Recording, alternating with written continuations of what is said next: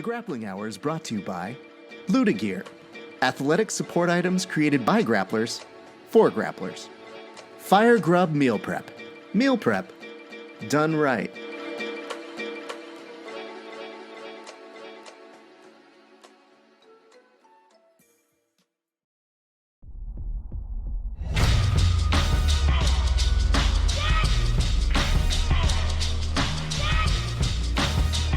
Yeah. Check it out.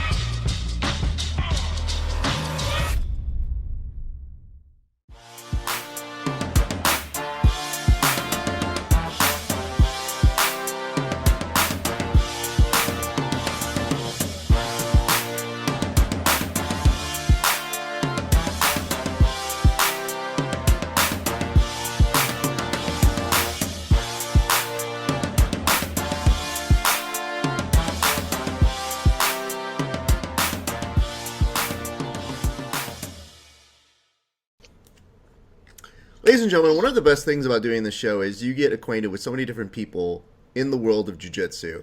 One of our friends from the world of Verbal Tap, he's been reaching out to me, and we've been trying to find a time to get together, because here's the thing, guys. I've watched his story from a little far away.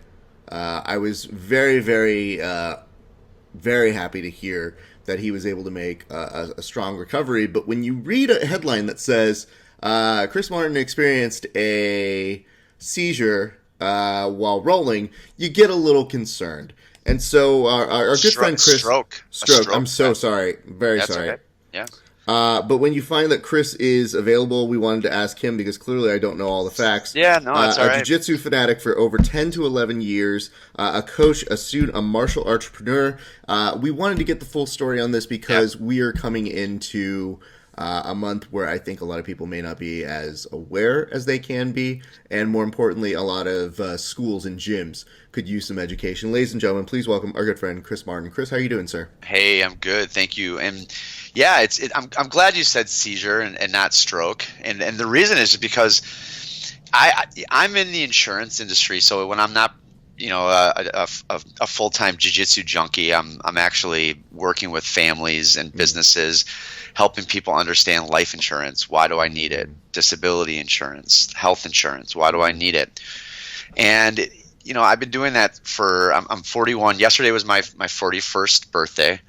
And I've been doing insurance for 15 years, and until 2017, I never really understood what a stroke was either. You know what I mean? So let me tell you what a stroke is. It's kind of like a brain heart attack, if that makes sense.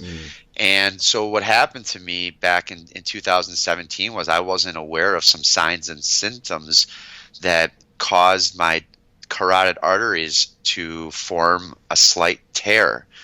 And you know how we choke each other with our gis. We're cutting off the circulation and the blood to the brain. And 97% of the people I speak with, and even myself prior to this, always thought that what's the worst that can happen? Person passes out, pick up their legs, life goes on. But that's not what happened to me. I had a slight tear on my carotid artery from just the doctors attribute it to nonstop. At some point there was a choke that caused a slight tear, and it just never healed over. They think maybe it was 1 or 2 weeks prior to the accident. And so one day in 2017, August 17, my teammate had me in a north-south choke. He cut the carotid, the blood off of the carotid on my right side, but the left side was my tear. I was holding on my left side to breathe. And finally, I didn't go out. I never fell asleep or anything like that. But what happened was that my brain was trying to get oxygen. So the way that it was able to do that was to pull it up through that carotid artery and get that blood flow. But the problem was there was a clot sitting there, and that clot shot all the way to my brain, and that caused a stroke. So the dissection is what caused the stroke. The dissection was caused by jiu-jitsu. dissections can be caused by other things too. We find out, like a car accident. Usually it's a car accident. I've read some stories about people, like a rugby accident, something of that nature. So you get that dissection, and that is what causes the stroke. In my situation, it was the choke with the dissection, and that caused the stroke. And just to give you a recap, basically, Rob let go. I hadn't tapped out because I kind of thought I was okay, but at the same time, I was having a stroke, so I was kind of out of it. So you still know what's going on. You see everybody. You're trying to communicate, but you can't speak, so you can't talk, and you're paralyzed, so you can't move either, and you're just sitting there wondering what's going on, and nobody knows what's happening. And if they were, Chris, are you okay? And I couldn't get words out of my mouth.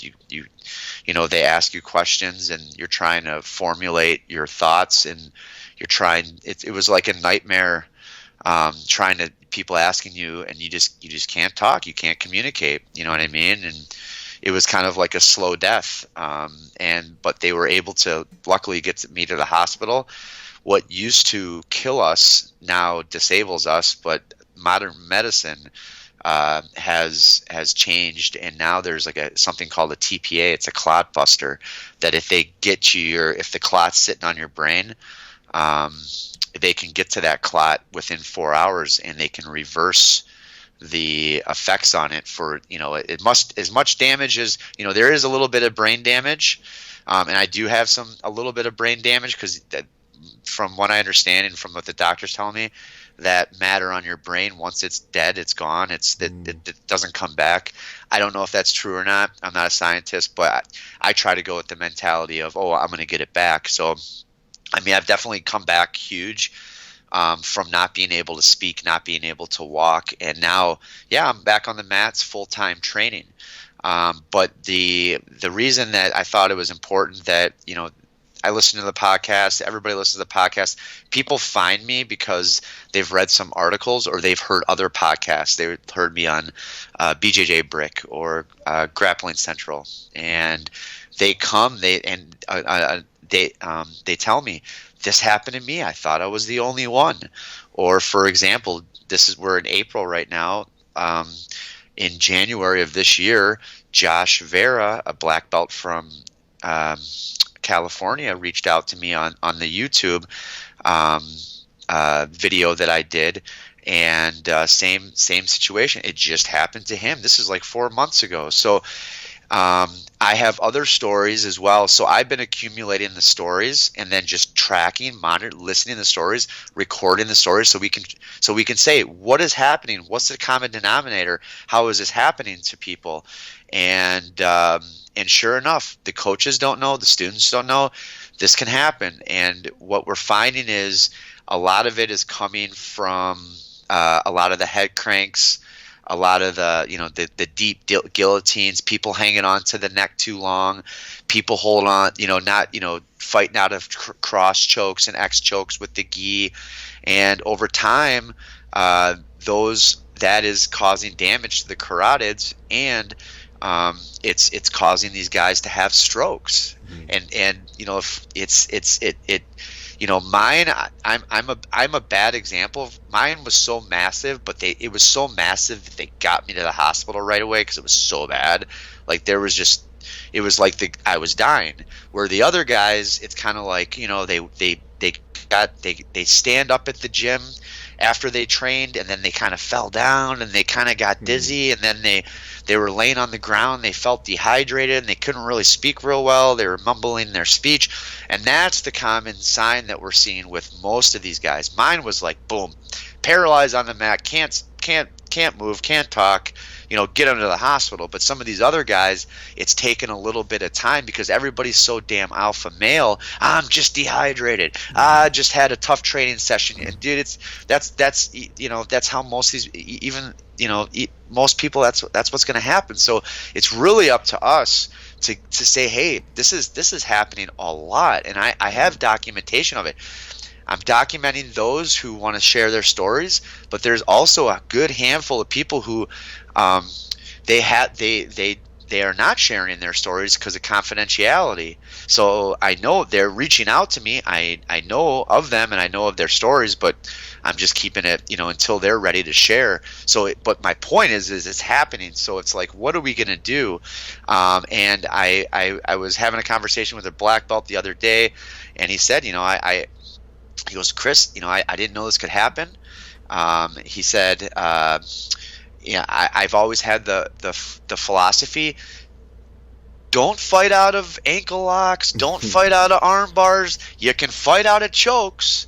But he said, but now hearing your story, he's like, I don't know if that's such a smart philosophy anymore. And so here we are, like I said, May is Stroke Awareness Month, and I have an obligation. I have, 2 schools here in Wisconsin that I oversee as a manager. I have a Brazilian Jiu-Jitsu team at Marquette University that I oversee, and I have my own personal kids and their friends and teammates who roll with them. So there's a personal responsibility for safety, knowing what I know now. So Chris, I gotta stop you here. Okay. Yeah. First off, I do want to go back a little bit to what happened with you, because I didn't get the chance to interact. Like, when I read these stories, I just read them and I go, I know. It's terrible, and I'm so happy that you're okay. First and foremost. Thank you. Appreciate that. No problem. But second, I have to ask, because just getting a little bit better context, because in our sport, I think part of the stigma comes from, it's funny when people go out. I joke about it. I've gone out, and the first thing that happened to me, I didn't clearly have those side effects happen to me. But the first thing I remember going out is, it feels like you have like a nice dream when you go out. And so I told people, I was like, I got the best sleep I've ever needed from a guy who overworks, to the point where I went out, and the first thing I thought of when I was out was, a version of myself said, tell them you're okay. So I go out, and the first thing I'm looking at my training partners that brought me back was looking at people and being like, I'm okay. Yeah. I'm fine. And that doesn't freak people out, trust me. Right. But the thing that really upsets me, though, is thinking, that was my story when it happened to me, but I could communicate after that. Right. And so to get to that part where you knew you were trying to make words and they weren't coming out, how did they describe that back to you? Oh, they don't. So I here's the thing. I'm completely aware. I remember it as clear as a day. You know what I'm saying? It was the most traumatic experience of my life. Mm-hmm. So you can't communicate, but you see everything. So so let me tell you exactly. Me saying I'm okay. Whatever I tried to communicate, this is what it sounded like.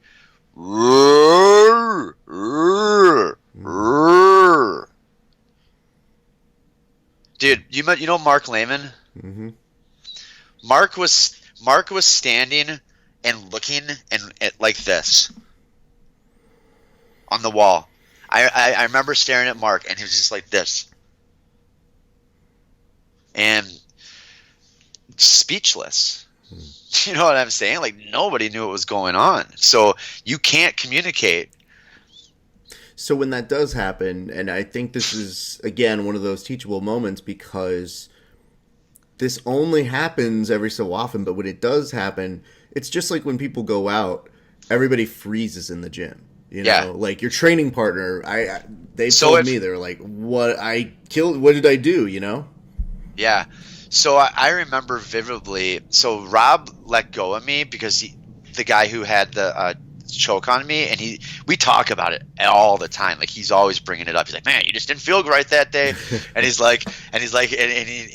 he did. He let go, and he kind of, because he said something was not right, And Rob and I have been training with each other for years, so he kind of knew me, and something wasn't right. And he was trying to lift my legs, but I'm staring at him and then I was trying to get up, and then I would fall back down. Then I was trying to get up, and then I would fall back down. Mm. And I just remember kind of looking around the gym, and I don't know what I was looking for or waiting for. I think I was waiting for somebody to call for help, but everybody's kind of rolling. They're kind of looking like they could. I remember they're rolling, and even Mark said, "Just keep rolling, lift up his legs." He's, lift up the legs. Chris, just relax, and I was just like, I knew something was wrong, and it took him, everybody about a couple minutes to kind of say something is definitely not right, because it was like waking up from that dream, Mm.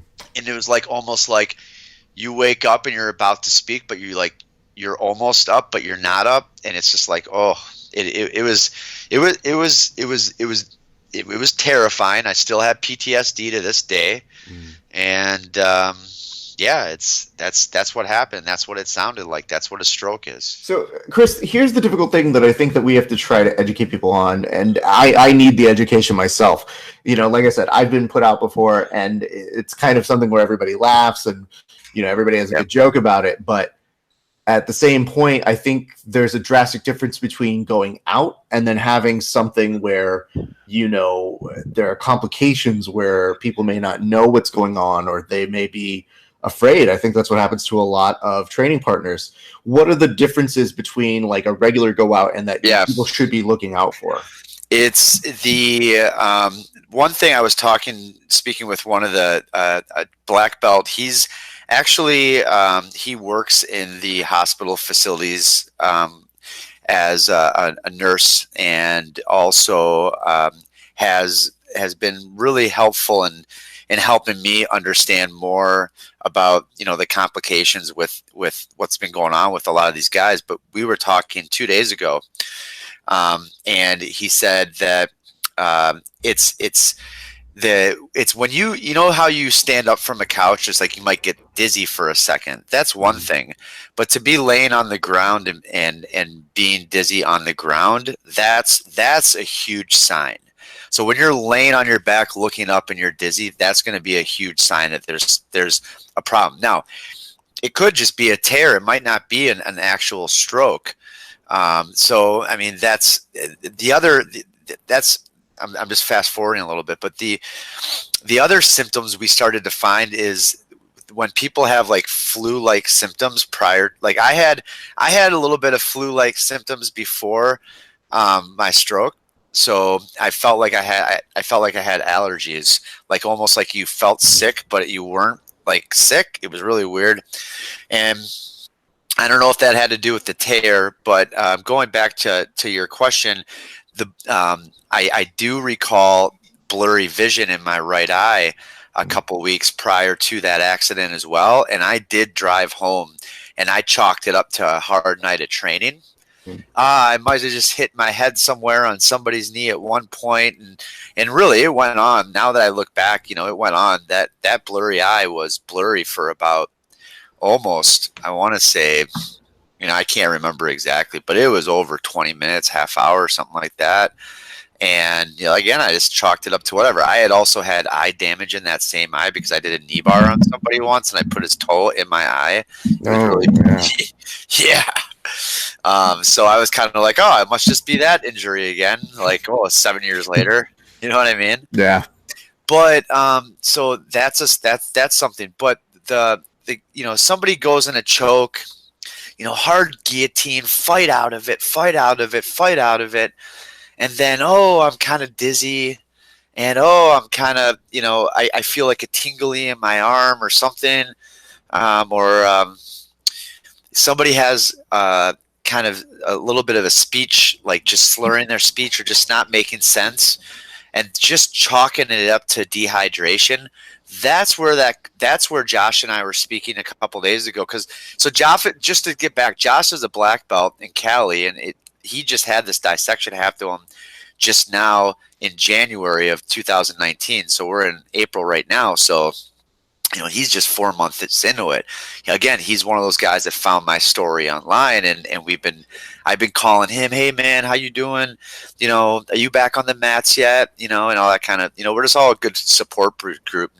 And I was talking to him about the podcast, and I'm like, what is it that we need to be like? What is that? Like, what do the key coaches need to be aware of? It's these type of signs, the dizzy, chalking it up to dehydration, blurry vision, tingling, numbness, things that just aren't normal. because here's the thing, we're playing with the brain right now. Okay. It's not like, I've had all kinds of injuries, obviously. And, you kind of, especially like joints and all that kind of stuff. It's like, I'll work through it. Maybe it's torn this, torn that, but we'll work through it. Right. But the brain's not the same thing as your bones. Like you can't, the brain's like, that's the main hard drive of the software of the matrix of the computer. If that thing gets wet, it's like it's your cell phone. You get dump water all over your iPhone, that thing's gonna melt. Like you don't want that. Same thing with the brain. So Josh said, he goes, there's just no room. From a coach's responsibility, there's no room for them not to say, you are going to the doctor. I don't care what you say, Mr. Alpha Male guy, because we all think it's not going to happen to us and we're okay. You have to go. Like you just have to go get checked out. And that could cause something more massive and more, and it could save somebody from, really, like my ex-wife, she's in physical therapy. So she goes from home to home and she works with stroke patients. So when they called her that day, like she says to this day, she's like, I didn't know what to expect, because the people that I see in the homes that I'm servicing that have these strokes, it's like they can't speak, they can't, it's you're messing with the brain, man. So, you're right. So from in your school, that the message is more. And it's like, where do we have to change BJJ? Because, all of us guys, like, we're not here to, let's change BJJ. Like, dude, we love it. Like, all of us all agree, like, we wouldn't change a thing. You know what I mean? So these are guys and girls that have had strokes. There's some females too. We wouldn't change a thing. But now we think that what does have to change in jiu-jitsu, it's more awareness to the coaches. And so now it's like, it's like last night, we were doing backs, back take. And, we're going, once you get the over under, you get into the lapel, you can come up behind, do the chop behind the neck. You got the Ezekiel, you got the opposite lapel, you got the rear naked choke. There's all kinds of fun stuff to do, right?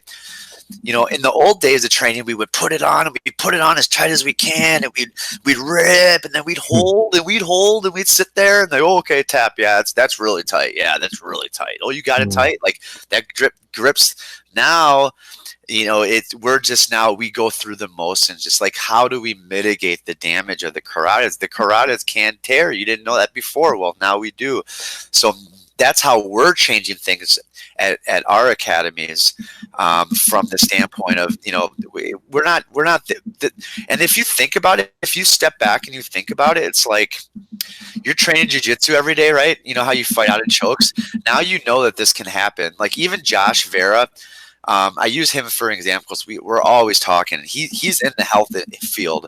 Like I said, he's in the hospital systems for his profession. He says he knew this could exist prior to his accident. He goes, but he always chalked it up to, it's not going to happen to me.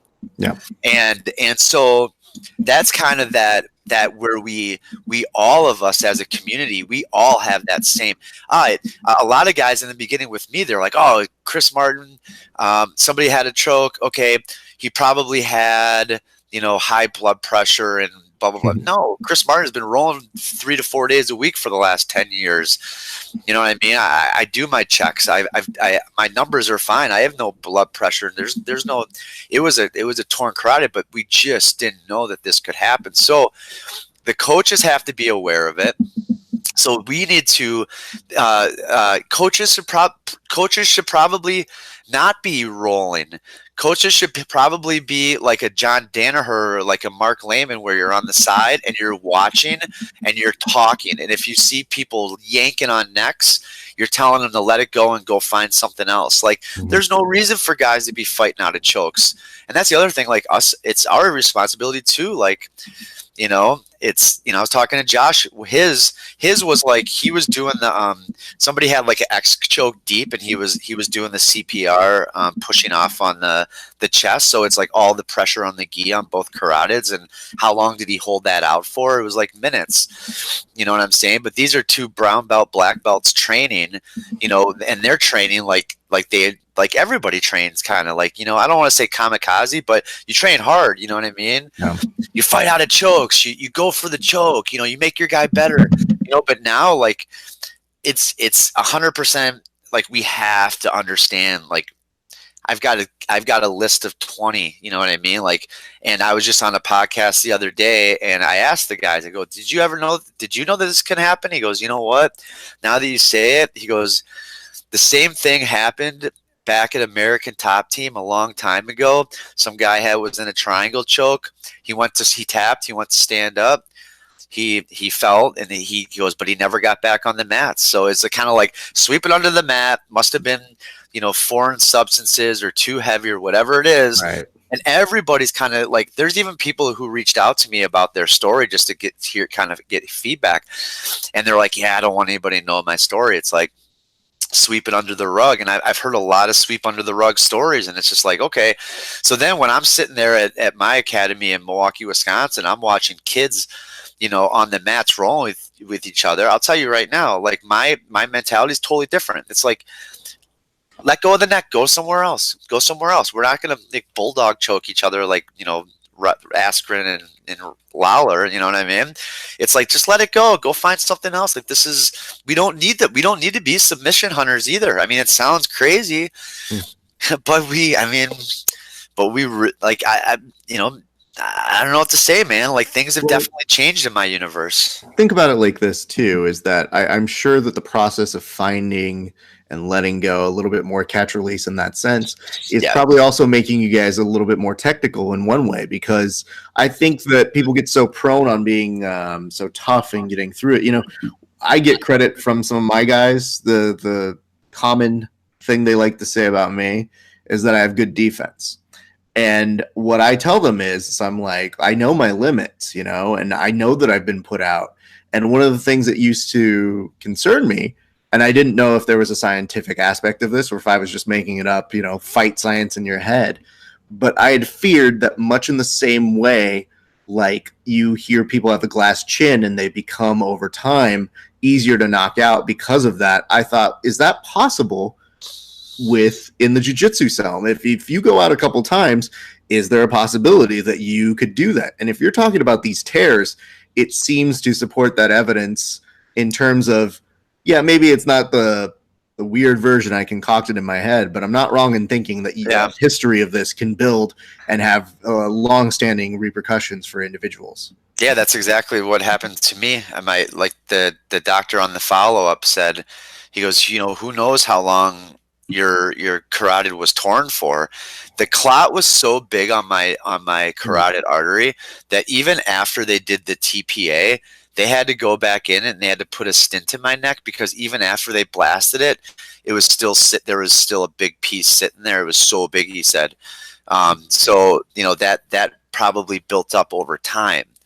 And maybe if I would have went in that couple weeks prior because of my blurry vision, maybe they would have ran an MRI on my head and they would have saw that clot. Maybe that would have, whoa, dude, you got a clot. Maybe they would have stented then it wouldn't have went to my neck, or they would have used the clot buster and then repaired it somehow, or whatever it was. And I don't look back on things and be like, gosh, woulda, shoulda, could have. But that's why I'm doing this, is because I can help other people, because I just don't want there has been deaths from this already, again, kind of like brushing things under the table. But I've seen some articles online, and, cause I do a lot of digging on, on the Reddit and whatnot. There's cases of people say, yeah, this guy died, but everybody's kind of quiet about it. They're not really, so let's not have that happen. You know what I mean? And, kind of transitioning to, eventually we're going to talk about, my role in the universities, along with some other professors, are starting to teach Brazilian Jiu-Jitsu in the universities. I'll tell you right now, mom and dad send their kids off to school, and some kid comes back with brain damage because of the two credit jiu-jitsu program that they enrolled in. The university's not going to be too happy with that, and that's not what we're trying to accomplish. Like we want to. jiu-jitsu, the reason we do it is because it's such a positive thing, obviously, and we're not going to go down that rabbit hole of why it's changed everybody's lives. So there's super benefit to it, but now we just have to identify the risks.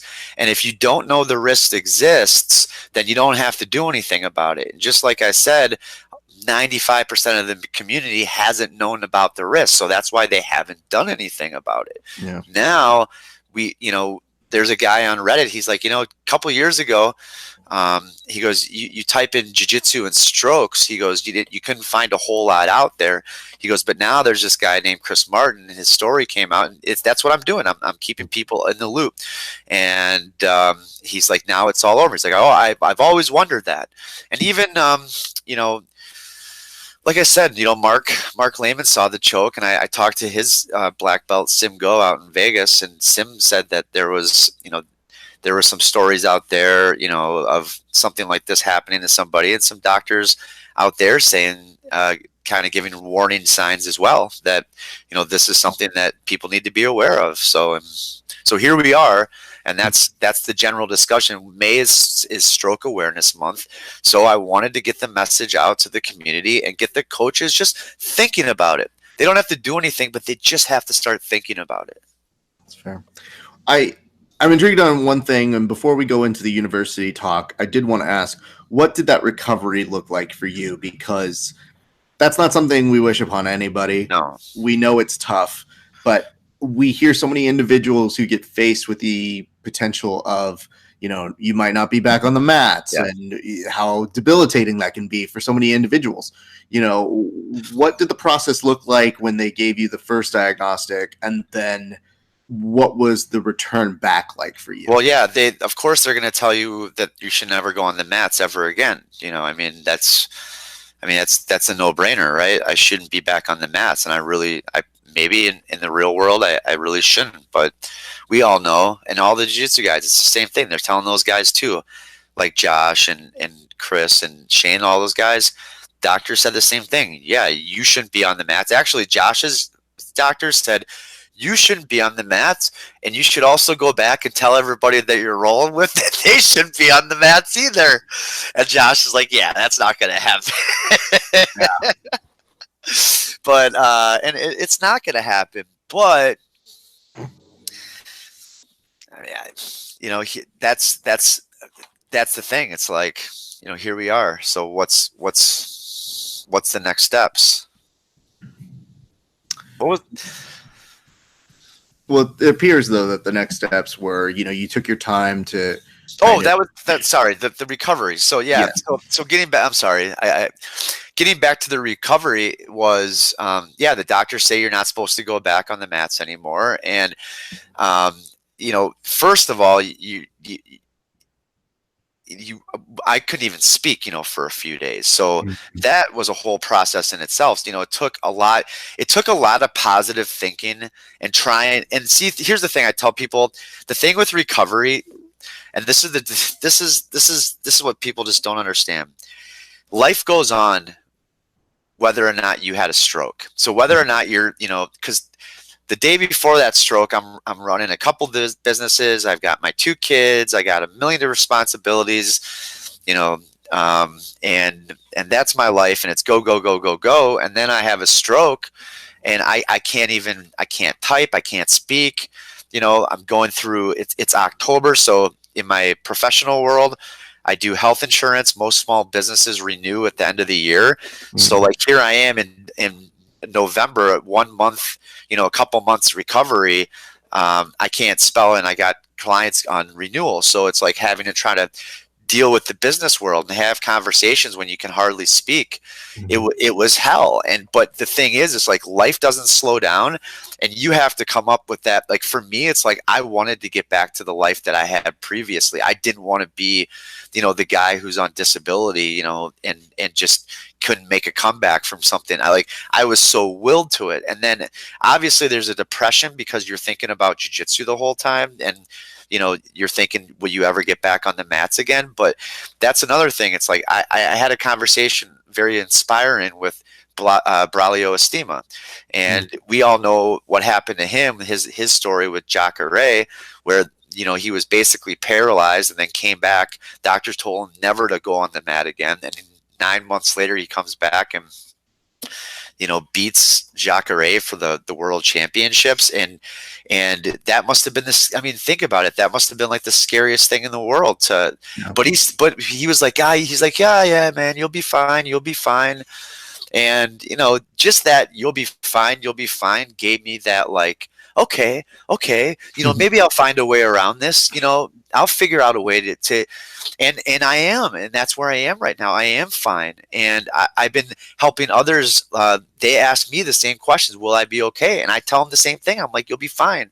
And there's a guy right now in Abu Dhabi who had a stroke, young Irishman named Aaron Riley, and they get in touch with me when they're in the emergency room after their strokes. That's what like, they're sitting in bed like wondering what life is like after jiu-jitsu, and he was messaging me in his hospital bed because he found my story. And I'm like, dude, relax. I'm like, do some meditation, don't worry. I said, you'll be back on the mats and you'll be competing in no time.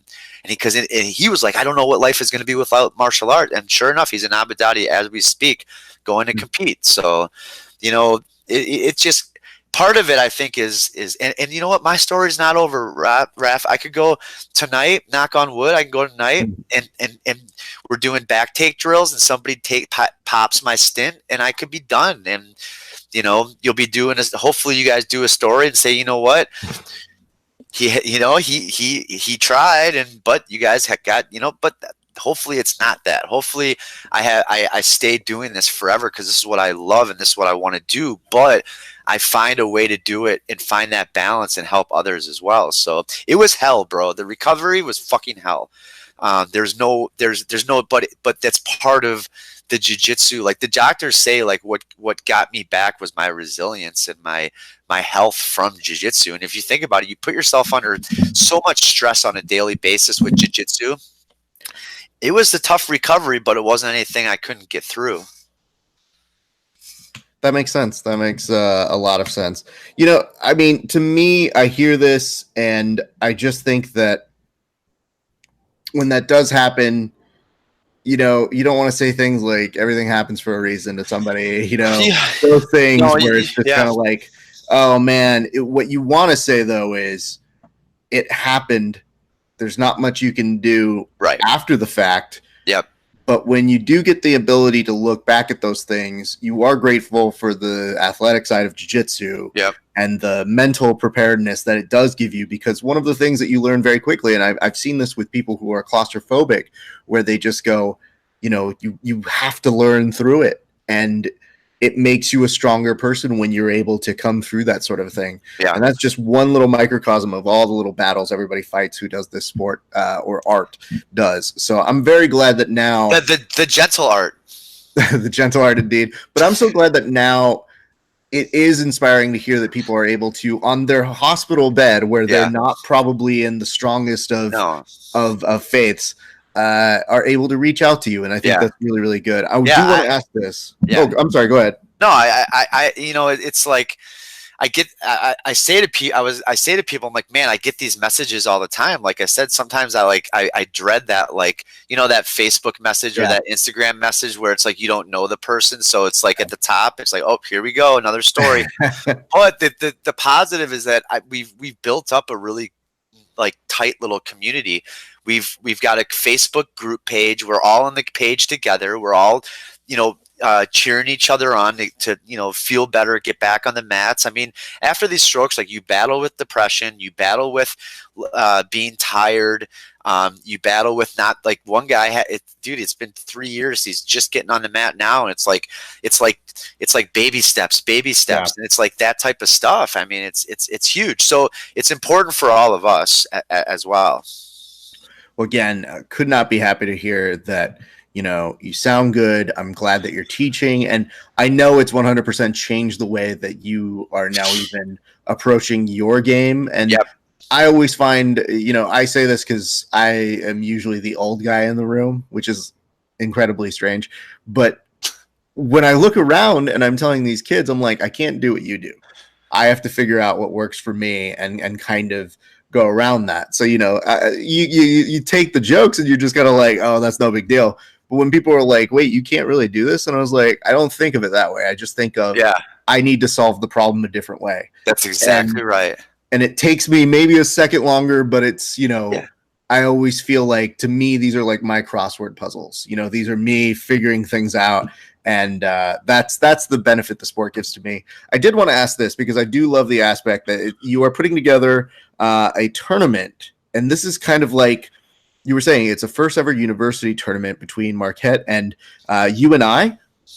University of Northern Illinois. So that's NIU, Northern Illinois University. I'm sorry, okay. NIU. Northern, Yeah, and okay. it's not necessarily a tournament. It's more of a school versus school Okay.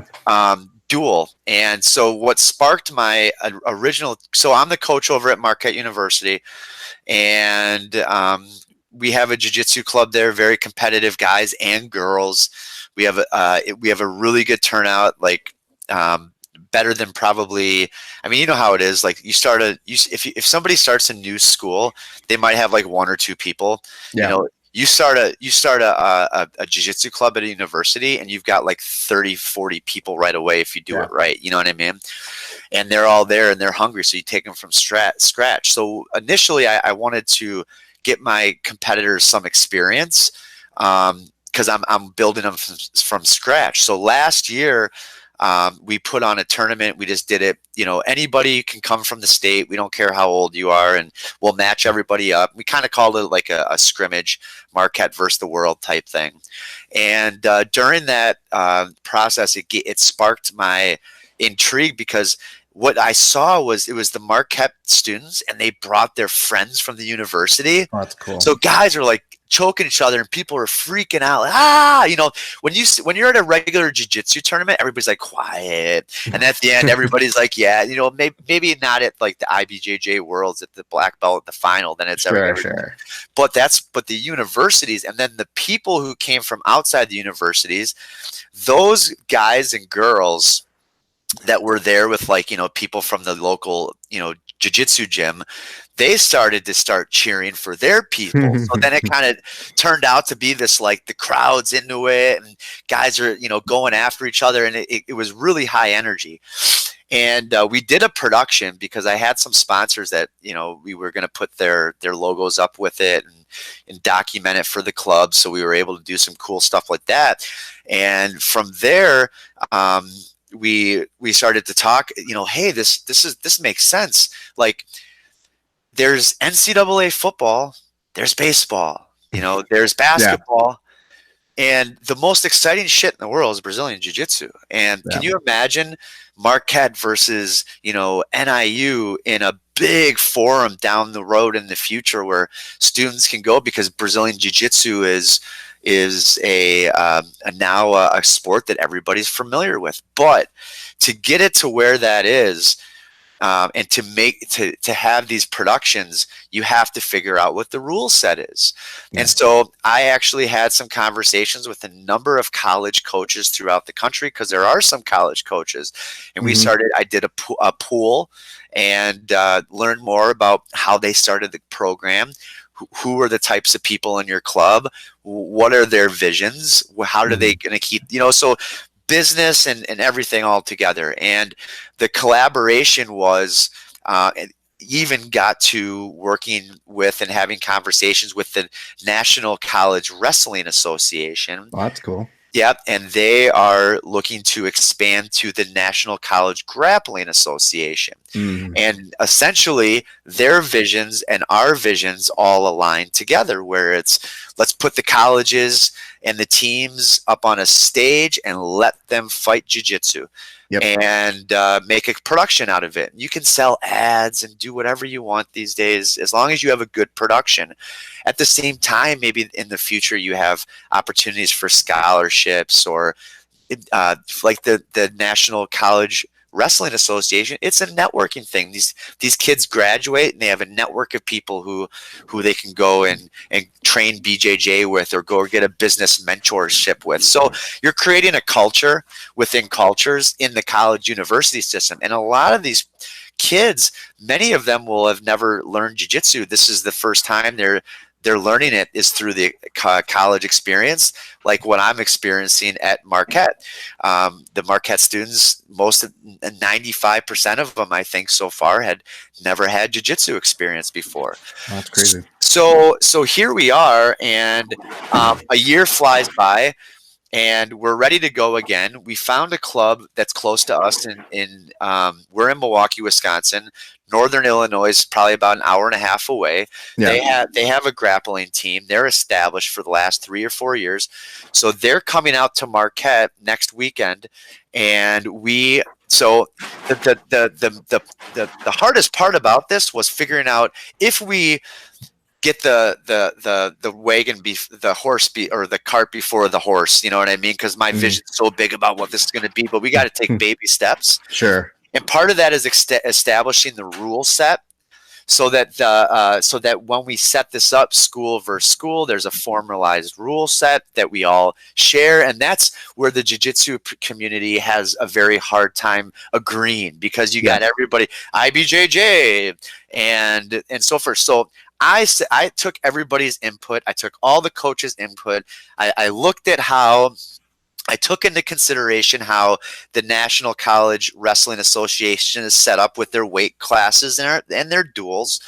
So here's how I set it up. And obviously everything's subject to change. But before I tell you the rules, I listen to what people say about what is going to make and what's not going to make a good production for the general public to watch, because let's be honest, watching IBJJ from a public, like that's not the right rule set for the general public. It's they don't it's got to be submission only.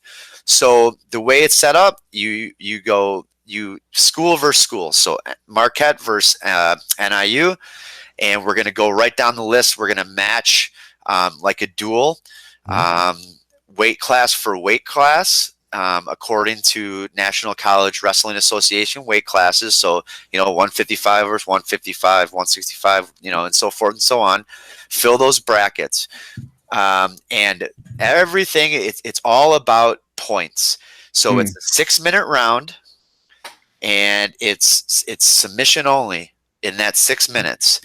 If you get a submission in the first 3 minutes, you get extra points. So it gives incentives, and then if you get the win, the submission in the 6 minutes, you get some more points to add on to that.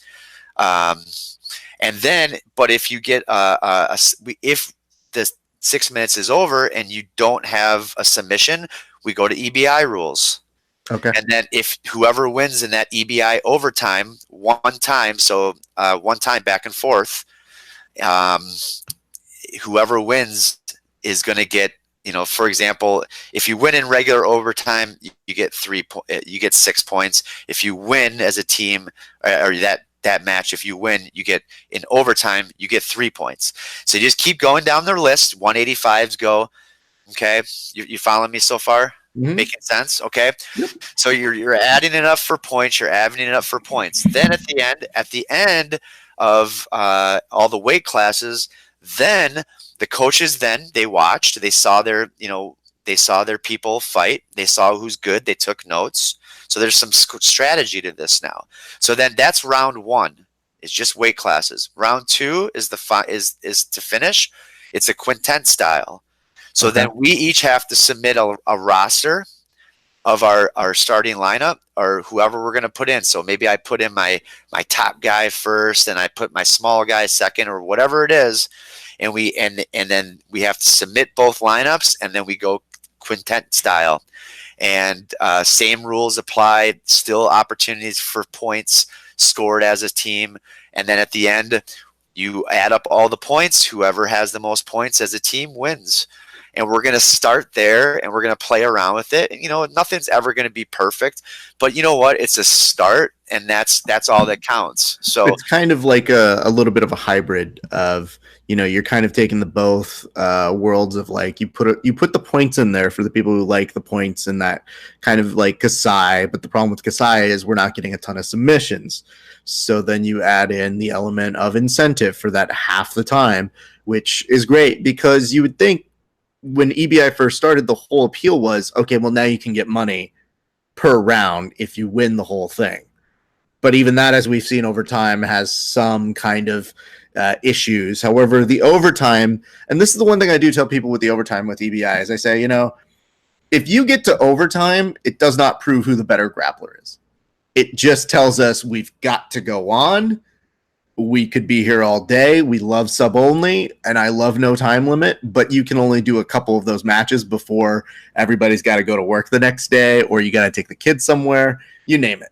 So for me, I think it is nice to get that appeal, but that quintet element to me is where I think part of that magic is, because when you're talking about replicating that element of a dual meet, that's as close as I've seen so far, is just that element of there. And I'm not really somebody who even cares to compete, but I remember telling people, I was like, oh, I'd do a quintet. And they're like, why? I was like, you know what it is it's just, I love the element of everybody serving one purpose and that their fight is your fight. And like, it's so intriguing to me. I mean, I grew up with pro wrestling, so it's the Survivor Series to me.